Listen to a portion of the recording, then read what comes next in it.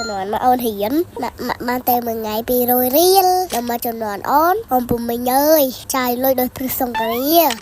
ហើយនេះអូនចង់នាំអារម្មណ៍អូនពុំមិញវិលត្រូវមកទៅកុមារភាពកុមារដូចអូនចឹងណាពាក់ស្ពតខៀវអាវសតែក្លេកមើលអាវអូនរបួសច្រឡក់អស់ហើយជិតដល់មកជិតទៅផ្ទះអូនពុំមិញទេចឹងតើអូនបលែងគ្នារបួសច្រឡក់អូបលែងក្លេកឃើញមកបានដៃសំលួយមក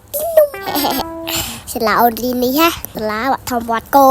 កាលមកអូនក៏រៀននឹងដែរហើយលោកគ្រូអ្នកគ្រូជំនាន់មកអូនកាលនោះដែរពងរៀនដែរឥឡូវដល់វគ្គពងរៀនអូនដល់អូនពុំមិញឃើញសាលារៀនចង់ឃើញការនៅទូដូចអូនអត់សុបាយណា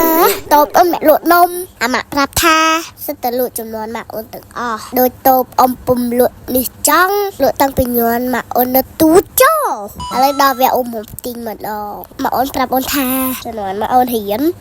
បានតែមួយថ្ងៃ200រៀលដល់មកចំនួនអូនពុំមិញអើយចាយលុយដោយព្រឹសសង្គ្រាដូចនេះចឹងដល់មកទៅផ្ទះឡើយហ្នឹងមកទិញនំទៀតអំបទៅអូនសុំមកទិញដេកខ្មៅនេះអូនឃើញដេកខ្មៅចុចនេះអូនស្រឡាញ់បណ្ដោយពេលមកឲ្យលុយមកសូទិញនំទេទិញតែជ្រលប់គីឡូដេកខ្មៅ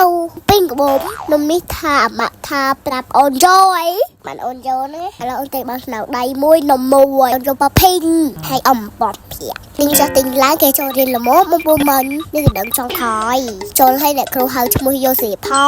ដល់ម៉ោងចេញទៅផ្ទះចឹងវីដេអូអូនមានតែប៉ុណ្នេះឯងអរគុណស្ការតាមដានវីដេអូអូនរូបអូននៅវីដេអូក្រោយ